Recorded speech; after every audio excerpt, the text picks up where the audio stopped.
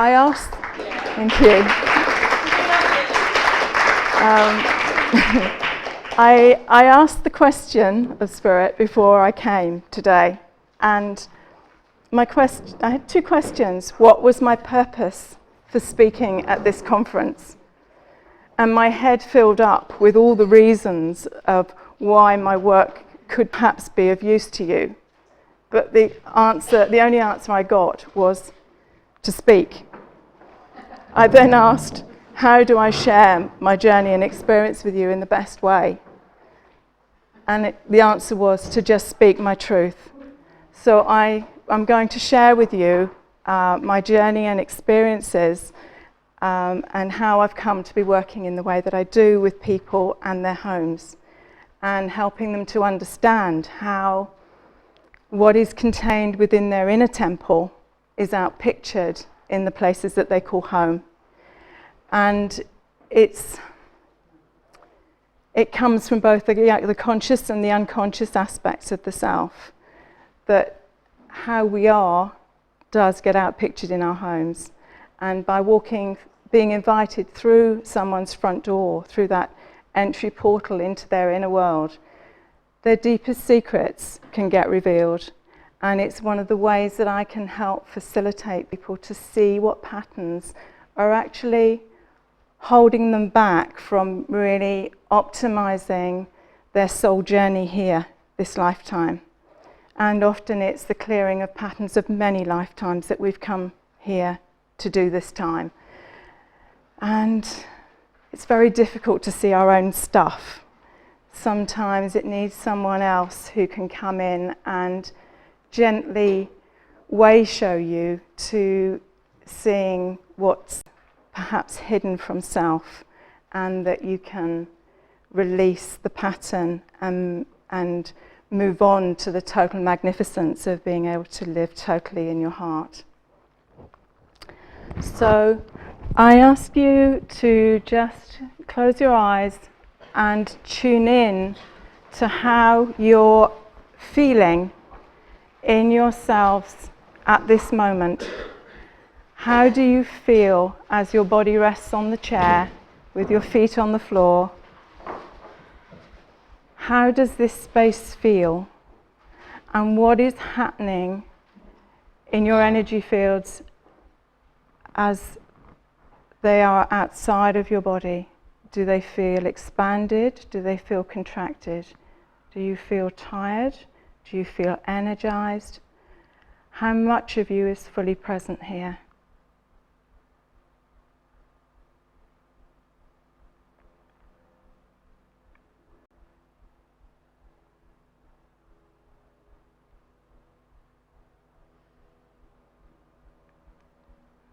And then just take another easy breath in and just be aware of your body on the chair and come back into the room. And just gently open your eyes. So all day, every day, our energy fields expand and contract. And this can be to do with what we're thinking about, how we're feeling, what we're watching, if we're watching TV, what we're reading, what we've eaten, the choices of the people that we've spent time with, and more importantly, the energy of the places that we spend time in. And when our energy fields are in expansion, there is a really good feeling about us, and our immune system's functioning well, our brain is being able to kick out the good endorphins that keep us positive and energized. And when our energy fields are in contraction, we can get sick. And for many of us, it's understanding the choices and being conscious of what we do think about, our mental chatter, what we're choosing to watch, what we're choosing to read, the foods, the quality of the foods that we're choosing to put into our bodies. We all know that we can be with people that we can walk away from and feel absolutely drained.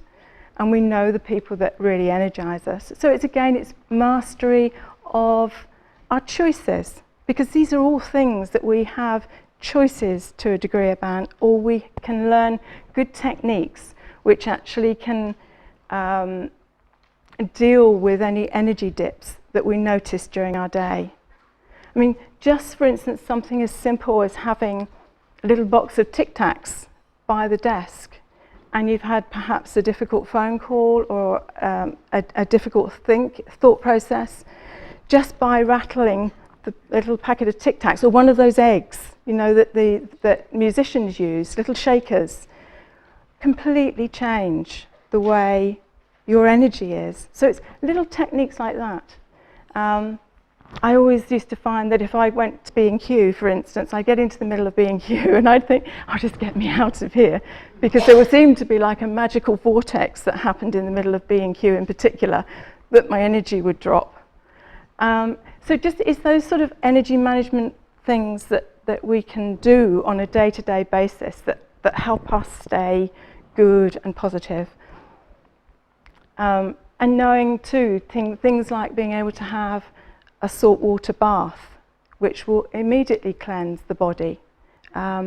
If you swim in the sea, the salt water goes through the energy fields and it takes away, it's got a negative ionizing effect. It takes away a lot of the gunk that sticks to our bodies. So we feel brighter when we've been swimming in the sea. And we can create that for ourselves. Again, it's a good energy management technique that if you notice your energy's dropped, you can, you know, get home and have a saltwater bath and put a few little drops of essential oil in, which will again zap the vibration and bring you back up again. So there are things that you have direct choice about and can manage these energies. But the spaces that we choose to spend time in, our homes in particular, have a very profound effect on these energy fields. We know when we've been into a space, we've gone to visit people, for instance, and we've walked into a space that we really don't particularly want to hang about in. Or it just doesn't encourage you to want to sit. It doesn't make you want to relax. So in that situation, the energy fields contract. They contract because there is something that we're picking up that we're not at ease about. And so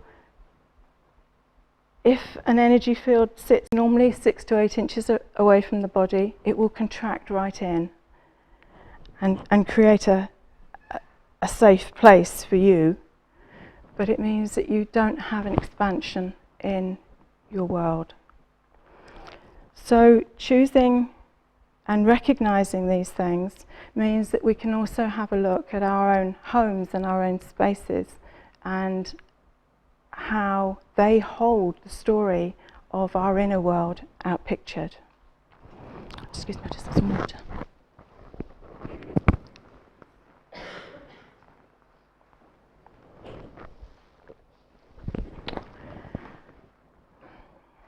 When I started on this work,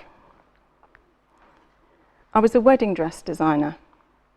I'd been designing wedding dresses for 18 years. I was always interested about the relationship.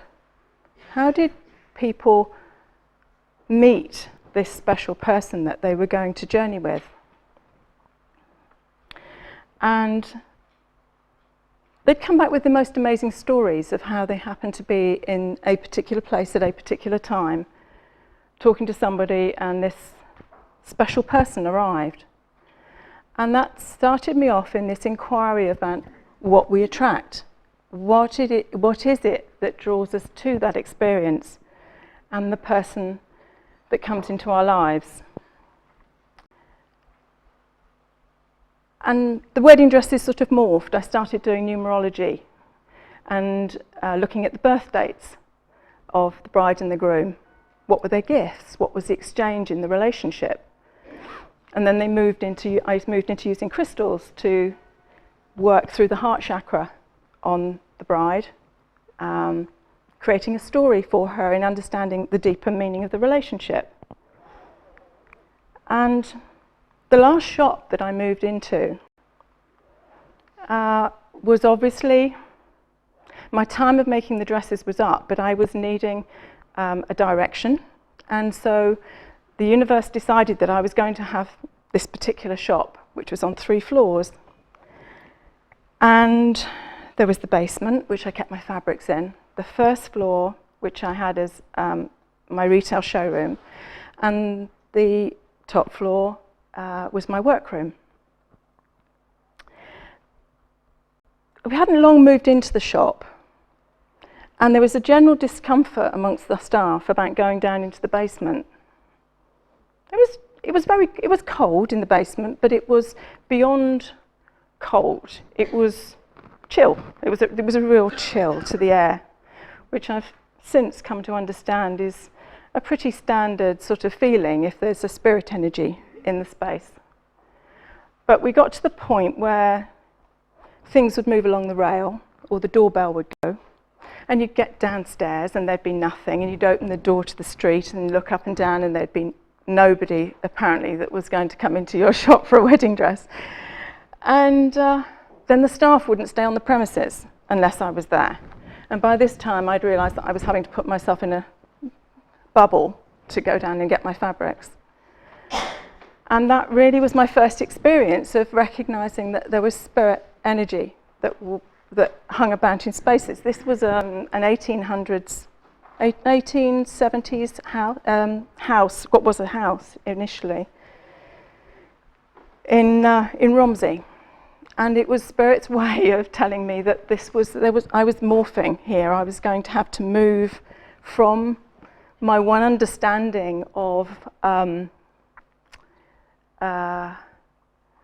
researching the human dream. I think somebody described it at one point, that's what I'd been doing with the wedding dresses. I was actually seeing one aspect of relating and how we project out into the world.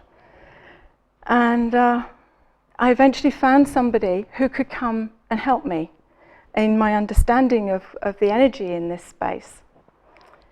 And I worked with her, and I'd been down into the basement, and I'd really got the sense that this was a male energy in the basement in my shop, and there was something about his chest that really I felt when I went down there. And she came and helped and worked with me and said that he'd come back to look for his wife.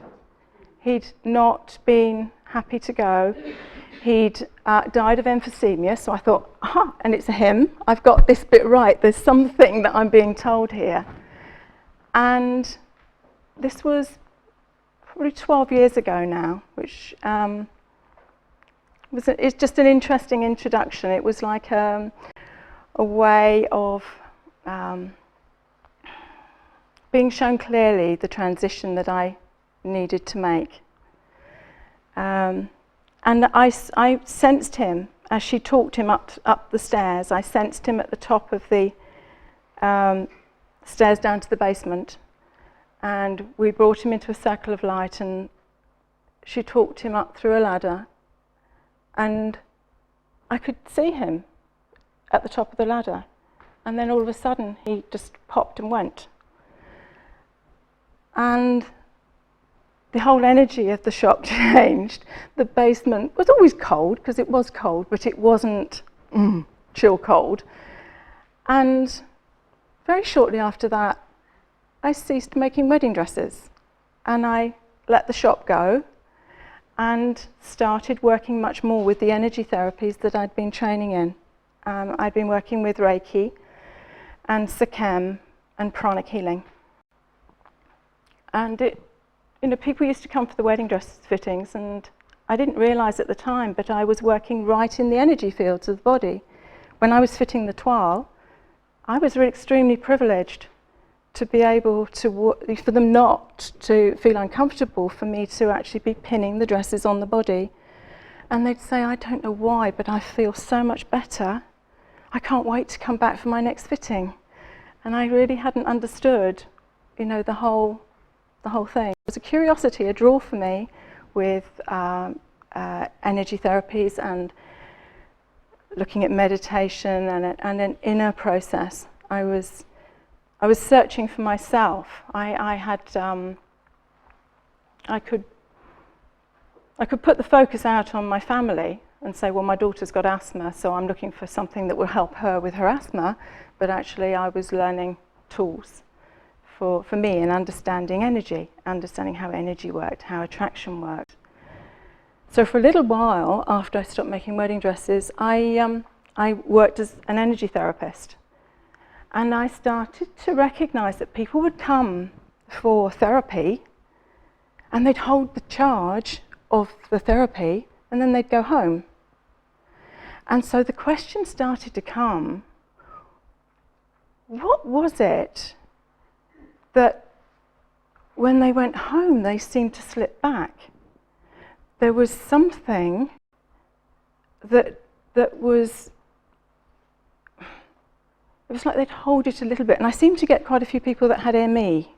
And they'd come and there would be a real shift in their energy field in my working with them. Something, when they came back the next week, we were actually covering ground again to get to where we were. And I'd been interested in interior design and colour and houses for quite some time.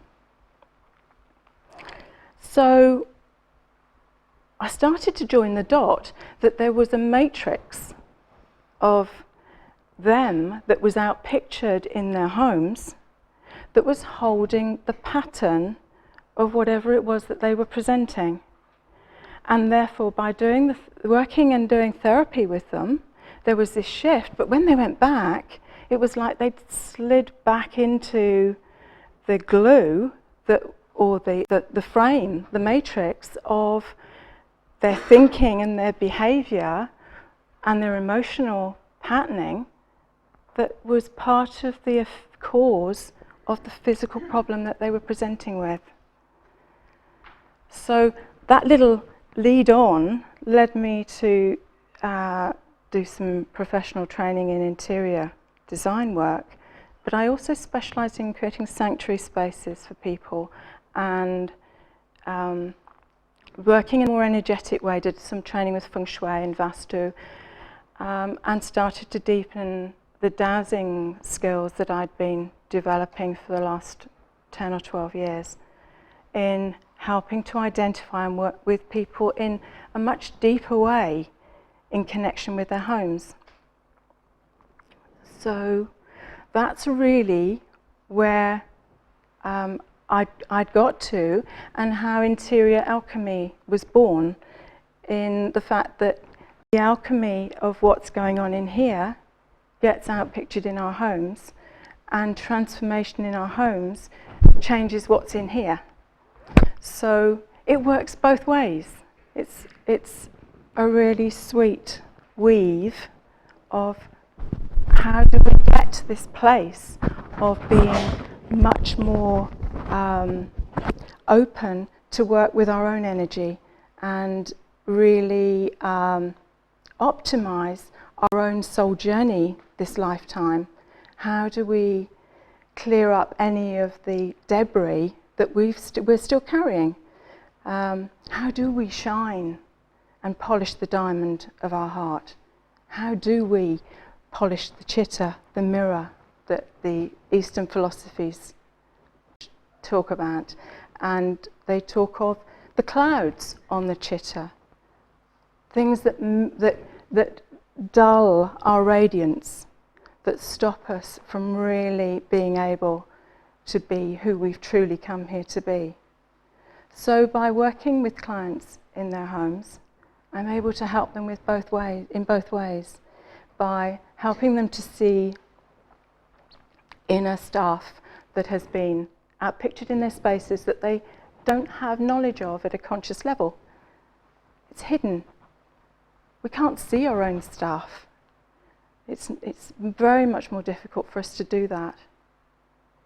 So what I'm going to invite you to do is to take a little journey back to your homes, to come from this space to there, because we're all on a journey this weekend. We're all on a journey. We're in it, for most of us. On a piece of land that's got a completely different rhythm, a completely different energy to where we live. And we've got the opportunity of the share and the exchange of the knowledge and the love and the vibration as we mix as a group. And we will all go back to our homes, different people from the people that left this morning. Every time we come out, we change. When I first worked just in a small shop, just after I trained doing the design work, dress design work, I worked partly as a buyer and partly as a designer for a small company. And my boss used to go off on holiday, and it used to drive us crazy because when she got back, she'd shifted, and so she'd walk into the shop and she'd want to make radical changes everywhere. So what I'd like you to do is to go back to your own homes at this time and just see what you can see with different eyes.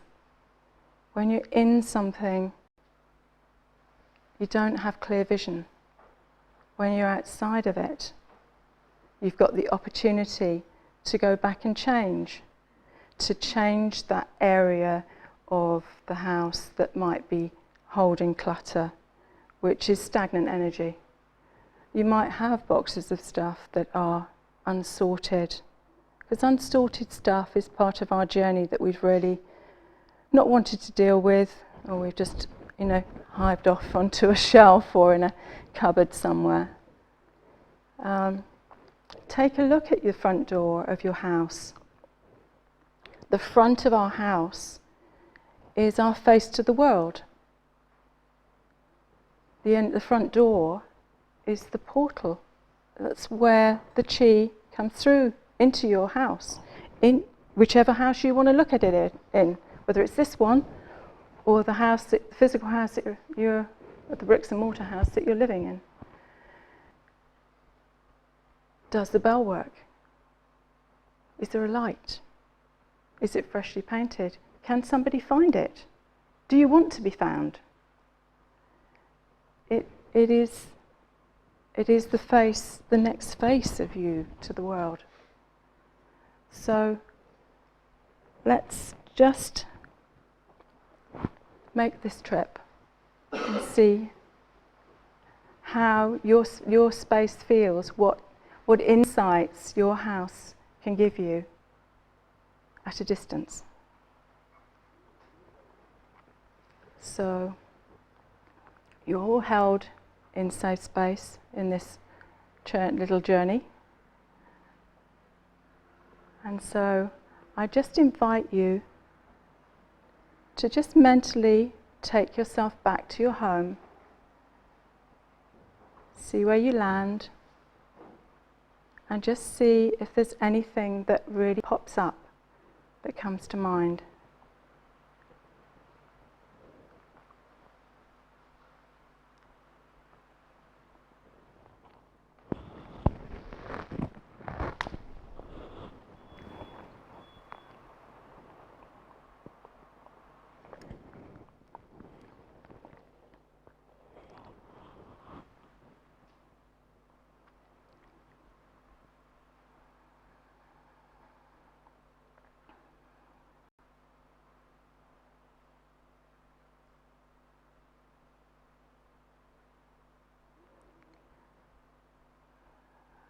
So on your next gentle breath in, just bring your awareness back into the room.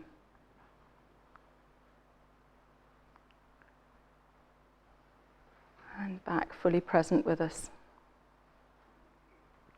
Be aware of your weight of your body on the chair, your feet on the floor, and your sense of yourself back here in your body, fully present with us. Anybody experience anything surprising, interesting? Not what you'd expected?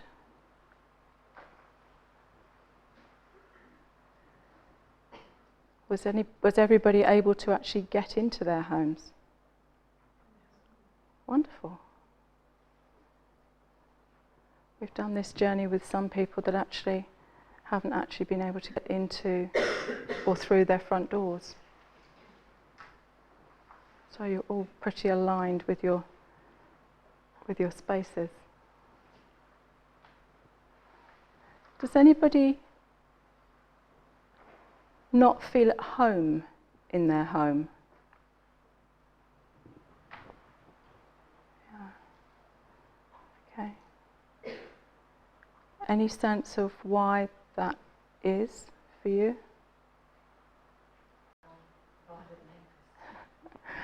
Okay, she said she has violent neighbours.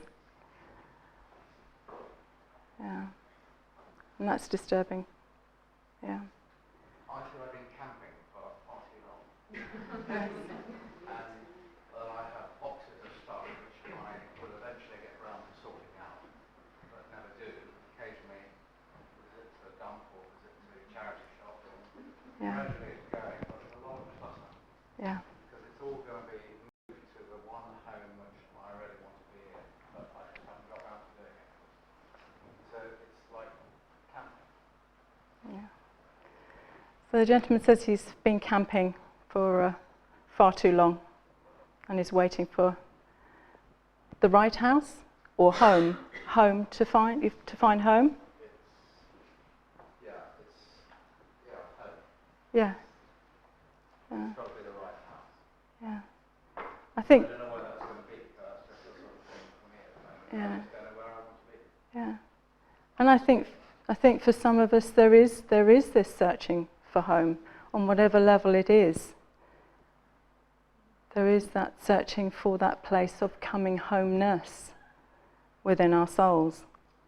Yeah. But it's not as if I'm actually even trying hard to find it. I'm just allowing this process to go on. Yeah. Yeah. It's with the consultations that the consultation work that I do with clients, and which some of those are consultations I do on my own. Some of them are combination consultations that I do with Christian Kiriakou, who was talking this morning, and we work very well together when we're working with clients because there's a balance of male-female energies, and we also pick up in different ways what we're reading in a house and what we're reading in the dynamic and the expression of the client. So in the listening, we're receiving different information. And over the past 2 or 3 years, I think I've done about 130 consultations for people in different parts of the world and different parts of this country. And what I've found is there's always a resonance in the house to our own story.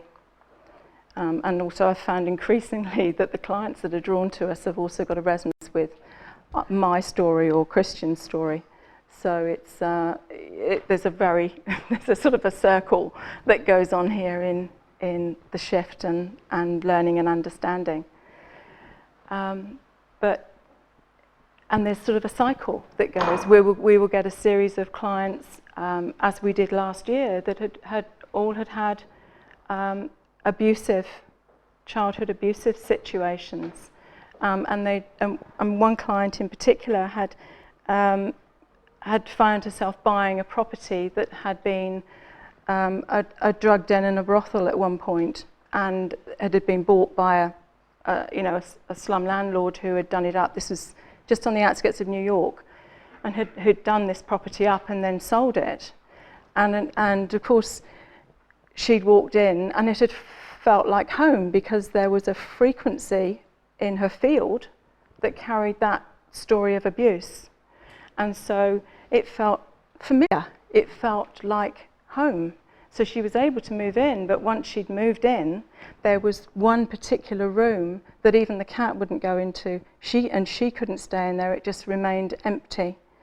And when we got there and we actually doused the space and tuned into the story that came back was of a very serious abuse in that particular space.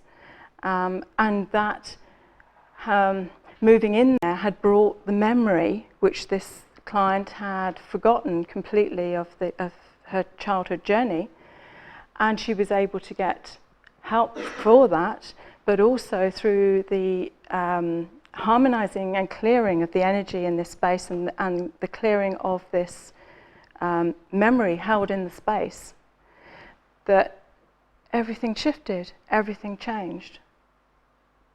And she was able to start going back out in the world and working again and recognize why she'd been drawn to the space.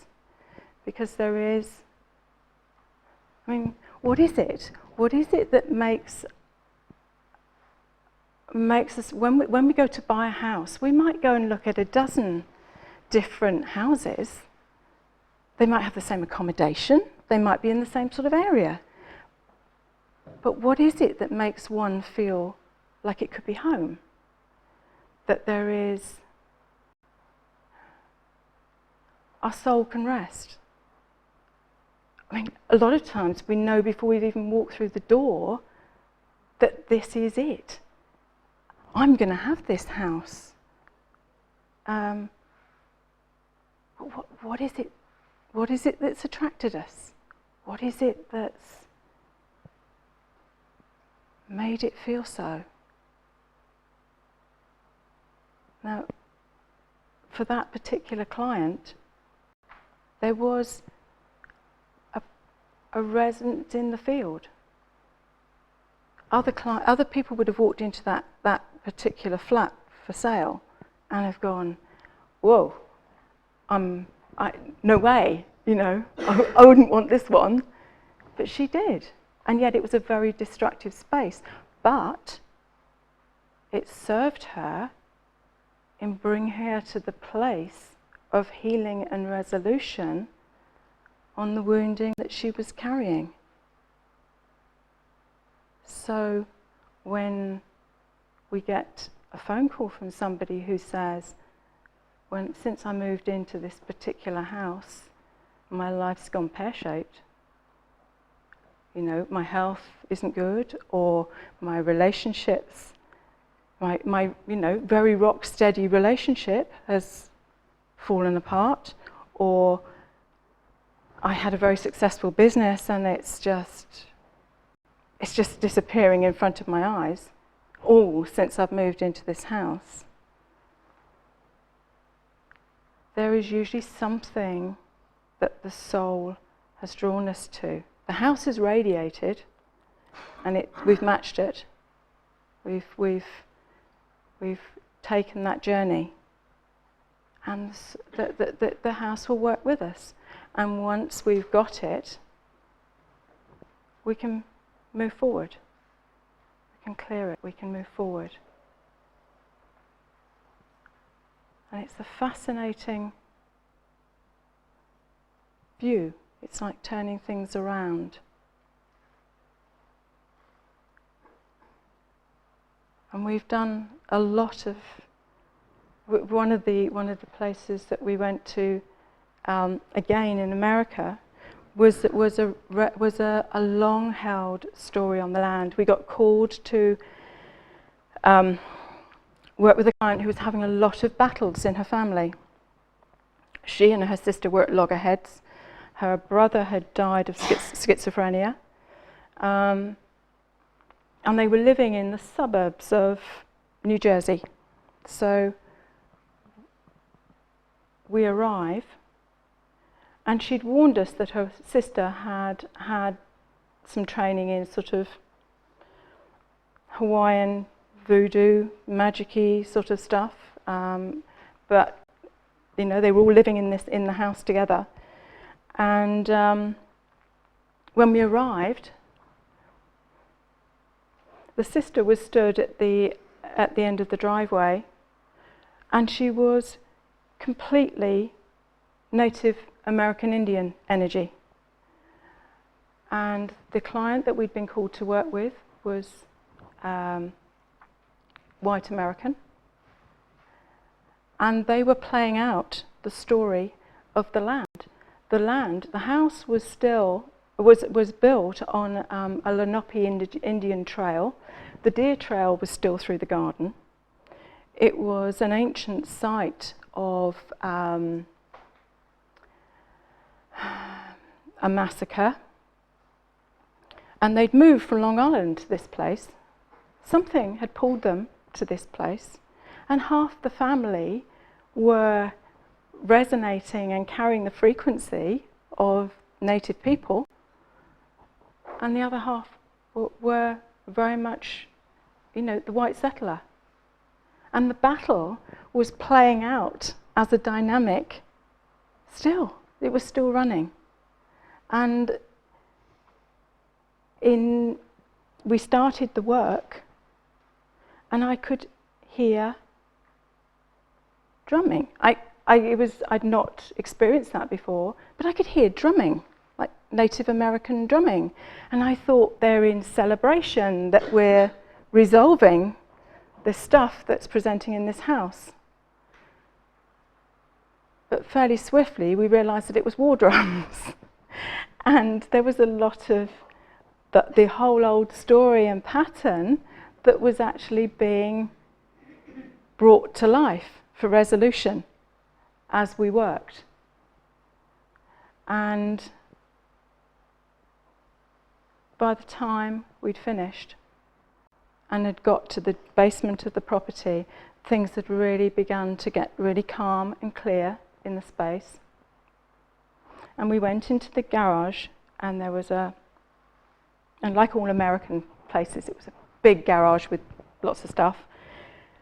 And the sister, who was had the North American Indian energy, she said, I can see myself crouched down over there by the door. And all of a sudden, the electric door opened halfway up. Nobody was anywhere near it. And her energy, she said, I've gone. And with that, the door closed again, and the father went over, and he was desperately trying to make something work that would explain this. But there was an absolute clearing of that energy through the house. And also the really nice piece of resolution was the son who had schizophrenia had been in the house that dowsed out to be the core seed place of the pain that was stored in the house. And what they didn't realise when he used to come home at weekends from his residential place that he was in was that he would hear voices and see visions and be talking, and they didn't realise that actually what he was doing was seeing through the veil of a split third eye, that he was picking up all of the history that was on the site. So in their understanding through what we'd been able to share with them, there was great healing and resolution for them in understanding some of the things that he had said and some of the things that he'd picked up in this room that was at the epicenter of the disturbed energy.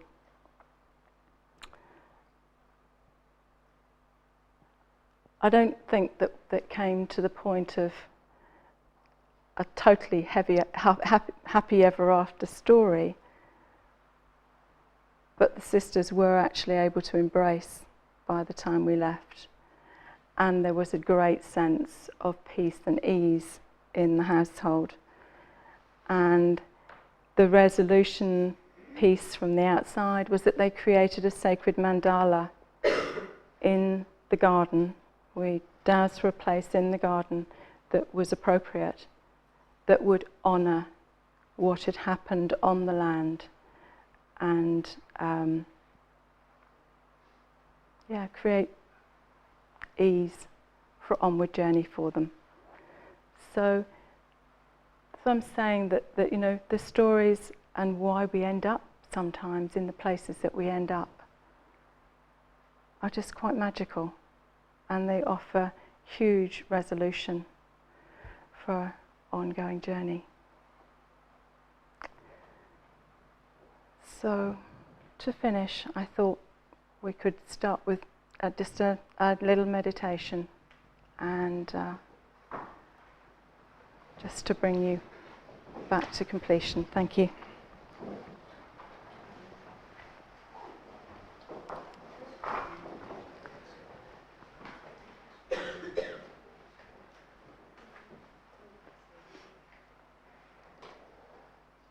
So if you let's just take a few easy breaths in and out.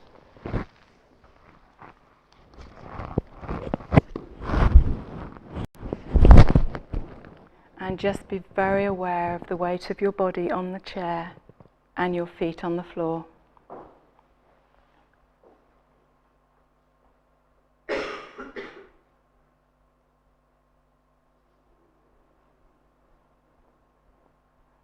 And just be aware of the pressure of the clothes against your face. Pressure of your clothes against your skin. Be aware of where the clothes touch, where they're loose, where they're tight.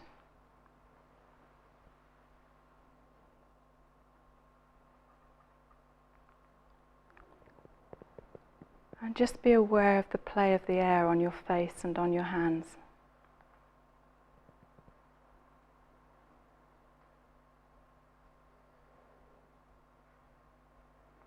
Your sense of smell and of taste.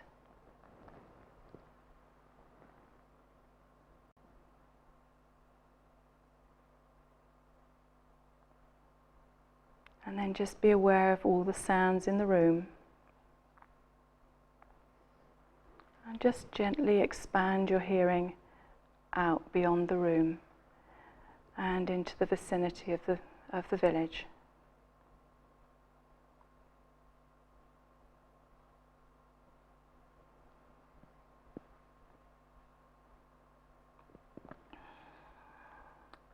And then just bring your attention back to the air as it's passing in and out of your nose and in and out of your body.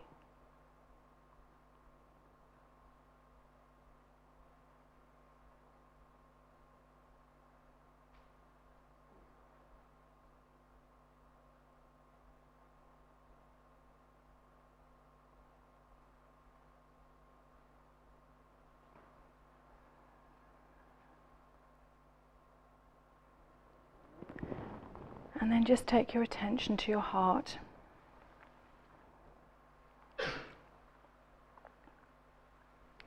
And just recall a really happy event. A person in a place. And with every breath you take, allow your heart energy to deepen.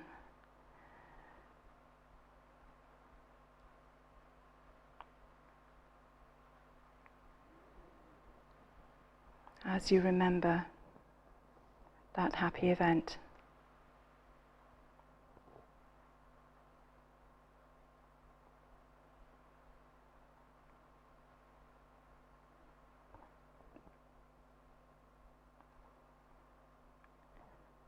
And then just breathe that really beautiful golden light out through your body, so that your body, with every breath, fills up with the beautiful golden light from your heart. Feel all the cells responding.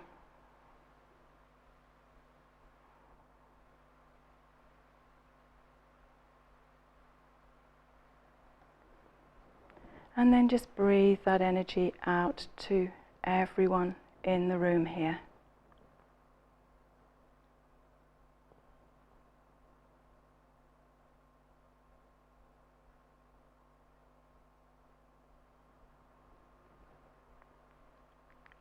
And then with the next breath, just breathe that energy out into the community.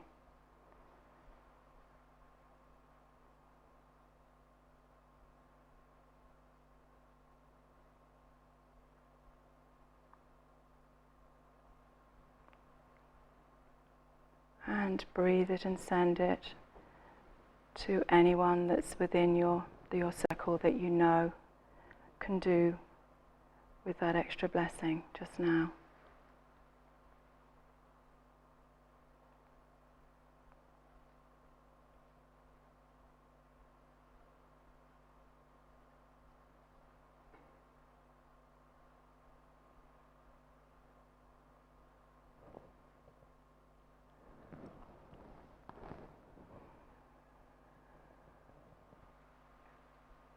And then with the next breath in, just bring your attention back into your own body.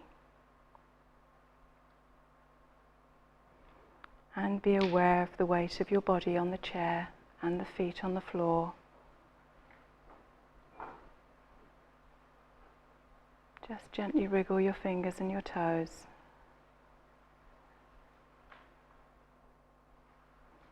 And when you're ready, just open your eyes with a big, big smile.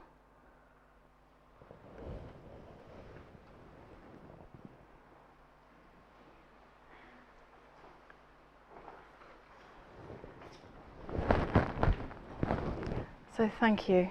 I feel I weaved and waffled slightly, but I hope you'll bear with me through that. And yeah, blessings, namaste.